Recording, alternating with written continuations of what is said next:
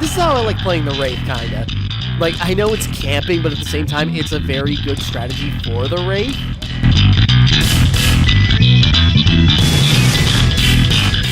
Hey, this is Timmara, signing on with some more Dead by Daylight. Alright, so, last time I'm still doing my just Dead by Daylight commentaries, and last time it was on some Survivor gameplay, and now it's gonna be on the Wraith, which is actually my current favorite killer, and apparently that's very common for newcomers, and turns out it's the least popular, technically the worst killer in the game. Technically. Okay. Anyways, going to fast forward a bit. I put a lot of time in the killer. At this point, it was already level 8. Right now, I got it at level 15. But, okay. Now for the commentary, we are going to do some Wraith matches. So, there's that. Now, the Wraith is a lot of... I really like the Wraith because of its invisibility. Is it? Okay, it's going. I really like the Wraith because of its invisibility and just how you can use that. And...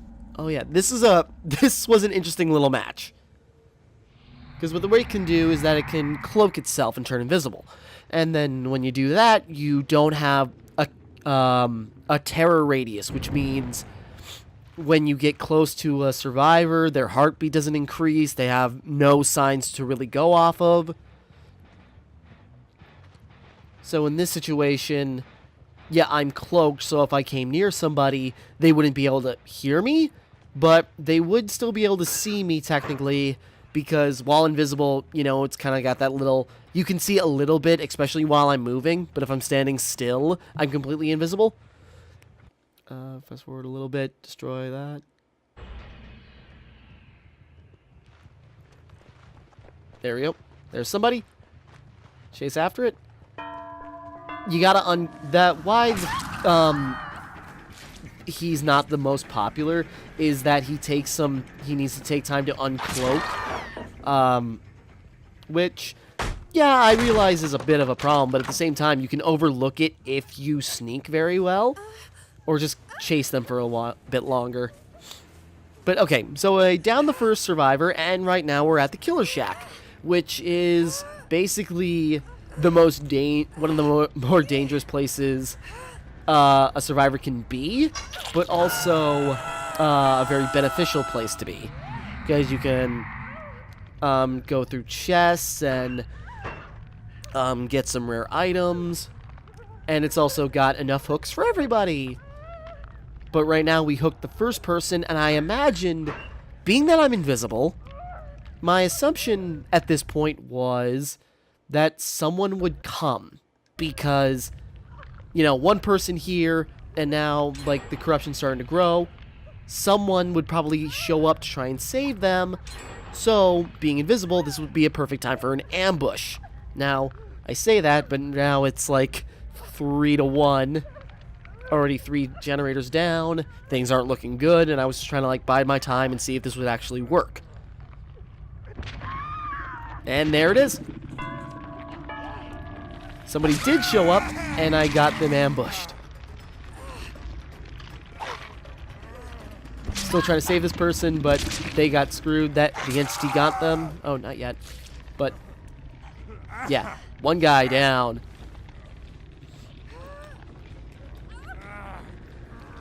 So, yeah, we got 2 people hanging on the hooks. After hanging... this is how I like playing the Wraith, kinda. Like, I know it's camping, but at the same time, it's a very good strategy for the Wraith. I'll get into that in the next game. But especially in this case, it was just sort of like, well, just wait, my favorite part's coming up. You know, you got 2 people down there. I'm thinking to myself, okay, that's an ample opportunity for somebody to show up. There was an explosion, I was going to go check it out, but then I realized, wait, that might be bait. There, I love that. Just someone drops down. It's like, alright, I'm in. Bam.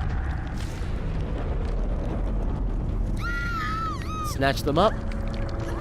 Put them on the tree with their bodies. Sorry, this is just great. Now, that was very satisfying, and I I figured, like, the third guy would probably have known by now if something was going on. So, I was just wondering, I think. Yeah, I just watched over them just in case. Nothing happens. Yeah, I just stay there for the whole duration. But making sure, like, nobody came by just in case I left. And yeah, those guys pretty much died at the same time.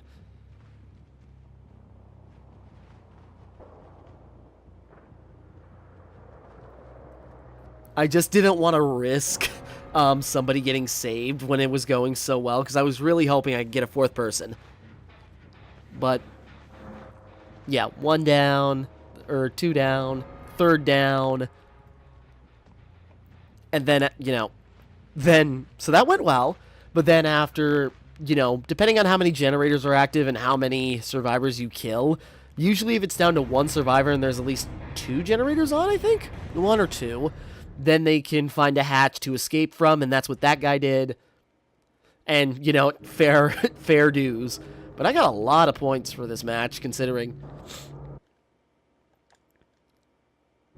So yeah, that was just an interesting little match. I like how it turned out, where this is one of my earlier matches. This might have been like, no, this was the first match I recorded, and yeah, that guy got props for getting away. Alright, we're already in the middle of another match as part of the next part of the recording, but because when I saved the clip, you can only save 15-minute long clips. So, this was me playing as the Wraith again in another match, after the one where I Christmas treat everybody. I was looking around. This is when I really started to really understand how blood trails work, because I damaged somebody, and then figured the blood trail ends, they had to be somewhere, and it was in that locker. So, this was the moment when I really learned, oh, blood trails are useful. So, that became an integral moment. That was really gratifying the first time I pulled somebody from a locker. So yeah, we're in like a whatever this place is, big butcher shop. It's based on the Saw area, and this is me pulling the the Wraith BS. Honestly, like, I understand it's camping, but at the same time, I'm using the Wraith's abilities to my advantage. Like, that person didn't even realize I was there, even though, because I was standing still, and the invisibility made me completely, covered.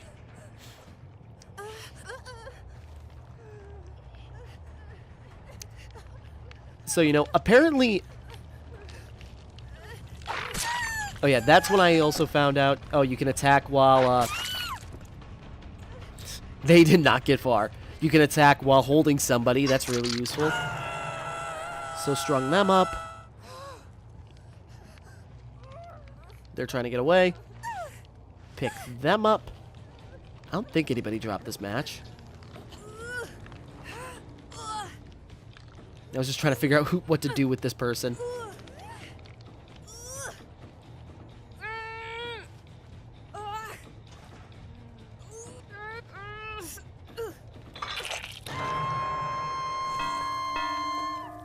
You keep disappearing. Apparently, from what I've read, the Wraith can be found out quite easily, because he's great for new players, from what I've read, because, you know, this invisibility. And if you stand still, you're completely invisible, and you can sneak up on people.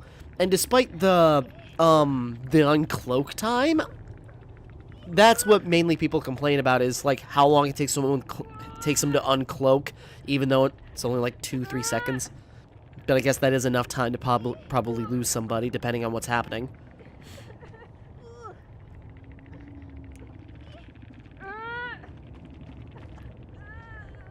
Like in that time.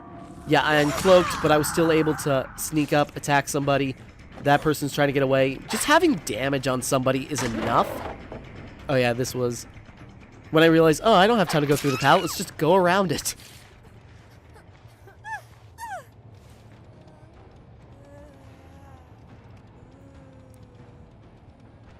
And that person being put on a hook for a 3rd time, instantly dead. But yeah, cloaking is real fast, but uncloaking takes a little bit of time. But even if it does, I still damaged that person. I was able to... Wait. Was I able to track that person this time? No, I don't think so. Oh, that's right. No, different game, I'm thinking. But my point being, you know, I do understand... Oh, yeah. That's me trying to test out, oh, can I break generators that are finished? No, you cannot. But yeah, I see the complaints with the uncloaking time, but then again, even without buffs, it's really not that bad. But I suppose if you're a really hardcore play-by-the-meta person, you know, it's bad enough. Which I understand, but... And this was still me playing early on. This was when really I only played as the Wraith. That's why I had so much blood put into him.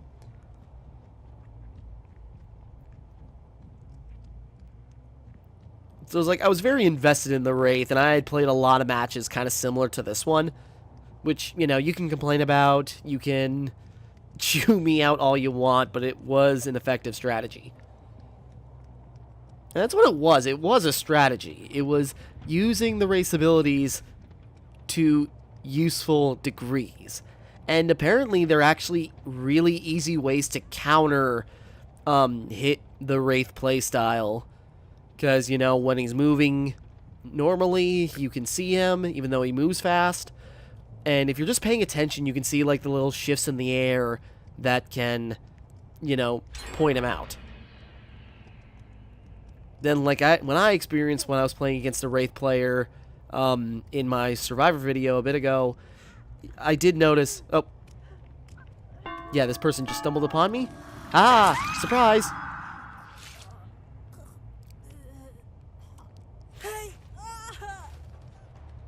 But, you know, when I finally realized what it was like playing against a Wraith player, and I didn't see him because the guy snuck up on me, or I wasn't looking in that direction, admittedly, and no heartbeat, so I didn't even know he was coming near me. And just having no terror radius, I think, is very useful, because it gives you time to sneak up on people. And even though the uncloak takes a little bit of time, I think the trade-off is kind of worth it. But, you know, this is, you know, noob player talking, so what do I know about the hardcore? But as far as I'm concerned, it was working. Now this guy strung up for a little bit. Let's fast forward a little bit, not much. Because the thing is, you know, I'm keeping a eye on this person because, you know, just in case they tried struggling to break free. Nope, not looking good.